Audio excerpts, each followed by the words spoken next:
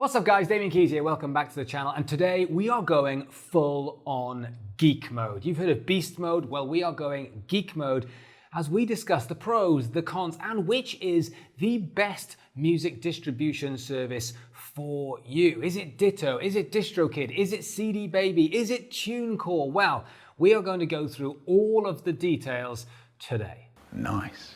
So what is a music distributor? Well, we all listen to music on Spotify, but we can't upload music directly to Spotify, despite the rumors that keep flying around. Whereas we can upload directly to YouTube. Now, because we can't upload directly to Spotify, we need an aggregator, we need a distributor, a middleman that will do this for us. And that way, they will take our music and they will put it onto Spotify or Tidal or Deezer or Pandora or Amazon Music or Google Play, etc., etc. But as well as the obvious streaming service platforms, there are other places as well. Like, for example, have you ever wondered how to get your music into Instagram? Have you ever wondered how to get your music into TikTok? Well, these aggregators will do that. They all charge different amount of money, they all do slightly different things, and therefore, the question of which is the best one is actually not the right question. The right question is, which is the right music distributor for you? Now, I've picked four, what I class as the big four. The reason being is they do different jobs and they are the ones that are most talked about when I'm dealing with musicians, especially in DK Music Business Academy. We are dealing with Distrokid, Ditto, CD Baby, and Tunecore. Now, there are plenty of other music distributors, so you do need to do your research. But one of the big differences is whether it does or doesn't have publishing. So that means sometimes they will put your music into a place and the royalties from streaming will come straight to you. However, with publishing, that means if your music goes out and gets used somewhere else, it will collect the money that is owed to you from someone else using your music. So let's get started with Distrokid. Distrokid is probably the most popular amongst DIY artists, especially because of all the YouTube affiliate links and people telling you why Distrokid is amazing. But I am a big fan of Distrokid. It's very, very good for what it does. But Distrokid is a distributor. Distrokid's job is to get your music and place it as a middleman onto streaming service. What Distrokid doesn't do is it doesn't collect your royalties outside of the streaming services that it places your music onto. Now, this is a very, very important point. What does this mean? This means that if you are looking to make money from streaming, Distrokid is cheap and cheerful and it gets the job done. However, if all of a sudden you are looking at collecting money from different places because every single one of your songs has a code inbuilt in it, therefore in the digital world that we live in, it means your song can be detected if it's played somewhere else and therefore you are owed money for it. So therefore it doesn't do that bit. It doesn't collect the money. So an example of that, let's say someone hears your song and just goes, "This is fantastic. I'm going to use this on my vlog. I'm going to use this on a computer game. I'm going to use this on a digital radio station." All of a sudden, Distrokid says, "That's not my job. What my job is to do is just to make sure it's on Spotify and Tidal and Deezer and everywhere else." So therefore, there might be music that is being played and there might be money owed to you which isn't being collected. Now, if you want to add that in, that's a separate service that you have to pay for. And I would suggest something like Song Trust, which will add on to Distrokid, which we'll come to in a minute. So let's talk pricing. Distrokid, $20 for unlimited amounts of music that you want to upload. That's pretty amazing. That means you can upload every day. You can upload albums, you can upload EPs, you can upload singles, you can do what you like, and it is $20 per year. Now, this is quite important. Per year means that this is kind of like a subscription. This means in order for you to keep your music on Spotify, that you have to pay that $20 every year. If you don't, it will get to the end of the year, the end of the contract, and your music will be taken down from the platforms that you've uploaded it to. So don't forget, it's not $20 for unlimited uploads, it's $20 for unlimited uploads per year. Now, something that's quite important to know when it comes to Distrokid is $20 is the basic package. Now, there are quite a lot of add-ons, and for anyone who is an avid watcher of this channel where we are looking at strategies to grow and build your audience and put music out, etc., that's probably not going to do you well enough because $20 doesn't allow you to set the date of when it goes live. That just says, give it here, I'll stick it on Spotify. However, we're talking about the 20-day plan. We're talking about what we're going to do after it's been released. We're going to plan it before, during, and after. And if you want to do that, then Distrokid says, that's an extra cost. That's when you have to go more into a slightly more pro package, and that's going to cost you $36 per year. Now, what that does mean is you can set pre-orders, you can set pre-saves. It means you can set up a strategy on how you're going to grow and put out your music, because timing is everything. So if you are serious about releasing music, then my advice is to go for that $36 per unlimited uploads, because at that point, you've got the things that you need to get started properly with your music career. Now, a couple of cool things with Distrokid is I think Distrokid's probably the easiest platform to use out of all of them. It's a really simple setup. It takes you through. There's plenty of videos and guides to help you with it. So Distrokid is very, very easy. There's some other positives as well.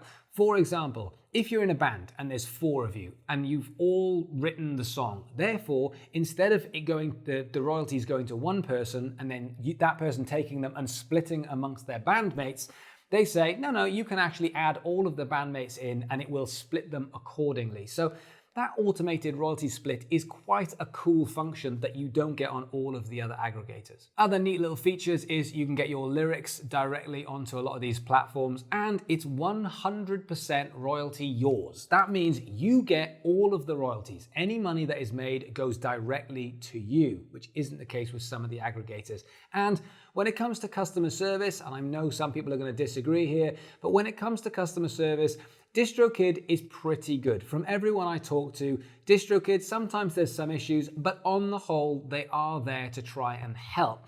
And let's just face it, this is all about relativity and how the other aggregators are. So when I say they're good, I mean, I'm sure you might have a few problems, but in relation to some others, CD baby, then you probably are looking at better customer service. So now let's look at Ditto. Now, Ditto is very similar to Distrokid in prices and features. It is a music distributor, and it's not going to be looking at collecting your publishing. However, whereas Distrokid does have lots of add-ons which you pay for many times over, Ditto doesn't. Ditto says, look, it's one price, what you see is what you get. So when it comes to saving money, Ditto is probably the best option. It's the cheapest of everything. You're not paying for extra add-ons. For example, you can have a launch date which you can set and you don't have to pay more money for it, which means you can have pre-saves, etc. A lot of the features that you pay extra for in Distrokid, you get completely added into your $19.99 unlimited uploads on Ditto, which is pretty cool. Now, a couple of really cool features on Ditto. Ditto owns a bunch of its own playlists, which means when you upload through Ditto, there is a chance of some exposure through distribution, which means because you're uploading it through Ditto, it's a lot easier to get on Ditto playlists. And of course, one thing we are trying to do is get exposure from those playlists. So that's quite a neat little feature. On top of that, you also get a new store update, which basically means if a new platform comes along, if you've got Spotify and Tidal, and all of a sudden a new one comes along, it automatically will take your music and place it onto that platform. Now, you don't get that with Distrokid. If a new platform comes along, then you have to pay another $8 on Distrokid for it to put that into a new platform. Whereas with Ditto, it will be an automatic thing which will just say, yeah, this is a new thing, we'll put it there. Which means Ditto has 4 times the amount of platforms to upload it to than Distrokid. Another cool little feature on Ditto is Shazam and Siri, which you have to pay a little bit more money for if you're going through Distrokid. Now, Shazam's really cool. When you're in the pub and you listen to a piece of music and thinking, what is that? And you hold your phone up and it tells you what it is. Well, you have to pay another $1 or so to go on Distrokid. Not a lot of money, but all of these tiny details are adding up via Distrokid, which Ditto just throws in for free. Same thing on Siri. Now, right now, you're probably just thinking, well, Ditto is the clear winner. Yes, maybe. However, this is where it takes a bit of a downturn because one of the cons is their reputation and customer service. I talk to a lot of musicians that avoid Ditto either because of something that's happened to them or because of the press and publicity that's come about. So, for example, there was a big scandal about musicians not getting paid, problems with uploads. The guys who own it can be quite vocal, apparently, on Twitter. So I think this is one of those things that you have to weigh up. If you are looking for the cheapest, easiest option, it's going to be Ditto. But are you taking a gamble? We already know that this is Distributor without publishing, but if something goes wrong, you might have a problem with getting it turned around. Now, before we look at CD Baby and Tunecore, which have options for royalty collection built in, let's have a look at Songtrust, which is the company that you would bring in if you are using Distrokid or Ditto. So this is a company which costs $100. That's a flat rate fee. You don't pay anything after that, but you do pay 15% of any royalties collected. Now, Songtrust collects worldwide. Now, this is very important, worldwide, because if you're in the UK or the US or Australia or India or Mexico, any of these countries, getting royalties collected from outside of your territory can be quite difficult. So whilst it's quite easy to sign up for ASCAP or BMI, if you're in America, if it's PRS, etc. in the UK, if it's Gamma in Germany, there's a few of these performing rights collections or publishing collection services which will collect the money. But when it gets outside of their territory, it does get a bit harder. So let's say, for example, someone steals your song and puts it somewhere, or just uses your song somewhere in the internet. Because it's got a certain code, it will register somewhere, and therefore it will say, hang on a minute, that code, that binary code matches that binary code, bang, puts it together and says, right, you owe this much money, and it will go and collect it and deliver it to you whilst taking 15% commission. You do need this. If you're going to use Distrokid, if you're going to use Ditto, you do need this. Unless you are just looking at uploading for fun, putting some music out there on Spotify, great. But if you're looking at building a career, you'd be surprised how much music gets used worldwide. So therefore, it makes sense for you to pay that $100 to have the collection service. Now let's look at CD Baby, the OG, the original. This was the first company that started allowing you to upload to these streaming services, which I believe was iTunes. CD Baby is the big boy. It has been going for a long, long time, and it's a bit more expensive, but you have got two options. You've got CD Baby and CD Baby Pro. The difference is CD Baby, very similar to Distrokid and Ditto in the way that it's a music distributor. CD Baby Pro is where you're adding in your royalty collection. Now for this, you are looking at $10 to upload a single. You are looking at $29 to upload an album. So if you want to upload one single, you're paying a different price to an album. Now this is different to Ditto and Distrokid, which just have a flat rate, upload as much as you want, whenever you want fee. Now if you're looking at CD Baby Pro, which means you're looking at collecting the royalties from your music, then that goes up, because then you're looking at more like $30 to upload a single and $69 to upload an album. But you do get the publishing, the royalty collection inbuilt in that service. Now for me, if you are going to use CD Baby, you need to use CD Baby Pro. It doesn't make sense to pay more money for CD Baby when you can just do the same thing via Distrokid if you're just looking at someone to place your music somewhere. But if you are looking at getting the royalty package, CD Baby Pro, then it does make sense. Because let's say, for example, you're on YouTube and someone goes and uploads something to a YouTube video and then gets 1 million plays on their vlog and your music is in it, they will put an advert on YouTube and they will claim that money, which could be $5,000, which is pretty decent for the extra couple of bucks that you paid for CD Baby Pro instead of CD Baby. CD Baby also will upload your music to certain social media platforms like TikTok, etc., which is becoming more and more needed. So therefore, that is something you need to look out for when you are uploading via an aggregator. Now, here's where it goes a little bit wonky. When it comes to customer service, from every musician I've talked to, CD Baby probably has the most amount of complaints. Whereas Ditto, everyone's worried because of the PR, the bad publicity that's been around it. But most people who have used Ditto have just said, no, it's been fine for me, not a problem.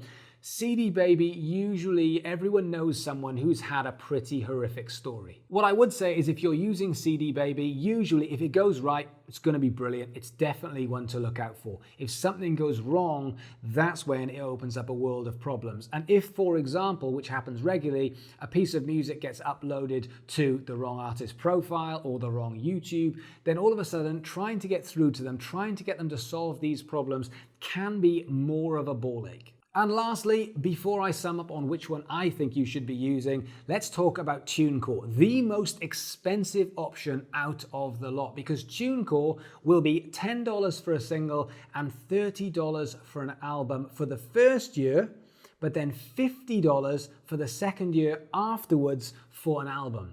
And that is every single year. If you don't pay that, it gets to the end of the year and that gets taken down. Now, that is a lot of money. Let's just think about that for a second. Imagine if you are releasing a lot of music and you say, I want to release 10 albums over the next 5 years. First year, $30. Second year, $50 recurring. By the time you've got to your 5th, 6th, 7th, 8th, 9th, 10th album, you could be paying $500 just to keep your music going on Spotify and other platforms. That's a crazy amount of money, especially when you have other options like CD Baby or Distrokid or Ditto. Plus, on top of that, you also pay a $75 publishing collection fee. And on top of that, they will take 15%. And they'll take 20% of syncs. So it's a lot of money to upload via Tunecore. And I know there's a lot of big artists that use Tunecore, but for me, this one is just priced out of the market. I think it's good, but for most DIY up-and-coming artists, that's a lot of money. The one saving grace that I would say is people who tend to use Tunecore don't seem to have too many problems, probably because I think it's still owned by Sony Music. But the actual customer service that I've heard is better. But at the same point, this is relative because I'm sure there's lots of people who are watching this shaking their head saying, no, terrible. So it's all relative. But Tunecore for me, a little bit too expensive. So when it comes to summarizing the best way of getting your music onto Spotify, etc., it's which is the best for you? Which is the best strategy? Because it comes down to how much music are you going to be releasing? How often are you going to be releasing? How are you going to be releasing? Singles, EPs, albums, all of these do make a difference. If you look at Distrokid, it's cheap, cheerful, but it has got all of these plugins. If you actually want all of the extras, which are quite handy, it does start to add up. If you're looking at CD Baby, then it's an all-in-one package. But at the same point, if something goes wrong, then be prepared for a bit of a hefty wait. I favor Ditto and Distrokid for musicians and artists who are just starting out, because that way you can get your music out there. Should you want to, you can go through Songtrust to collect your royalties. But to start with, we should be thinking of let's get our music on there, start promoting it, start to build a fan base in a cheap way as possible, and then we can grow from there. And don't forget, you can mix and match. You can start on Ditto or you can start on Distrokid. You can keep your music on there and you can upload things with CD Baby or Tunecore or any of the other aggregators. There's nothing to stop that depending on the right strategy. And don't forget, if you are uploading via Ditto and Songtrust, if you are uploading single after single after single after single, then that could be a really good way because you've got these unlimited downloads and you've got Songtrust, which will go and get the publishing for you. Same thing when it comes to Distrokid. What I would do is I would think about the way that you want us to release music. That to me is the key. And from there, all of the things we've just talked about start to fit in which is the right aggregator for you and your music. So guys, here's the big question. Who do you use and why do you use them? And what horror stories have you had? Because I think it's quite important that we're all in this together. So if you've got a story, if you've got a thumbs up or a thumbs down, then I want it in the comments below. Let's get involved. Let's help all the rest of the musicians by using your experience as well so we can all take part in this. But otherwise, thanks for watching. If you can do me a massive favor, if you can hit that like button, hit that subscribe button, come and be a part of this community because we are doing this all of the time. And it's a tough time at the moment to be a musician and we all need to stick together. And if you want to work closely with me on a more one-to-one basis, then don't forget there's the link to DK Music Business Academy in the description below. This is a place where we can work one-to-one on your music. I do live sessions. I'm in the community every day. There's plenty of content, plenty of courses. So if you want to work with me, hit that link. Let's get started. Otherwise, I will see you tomorrow.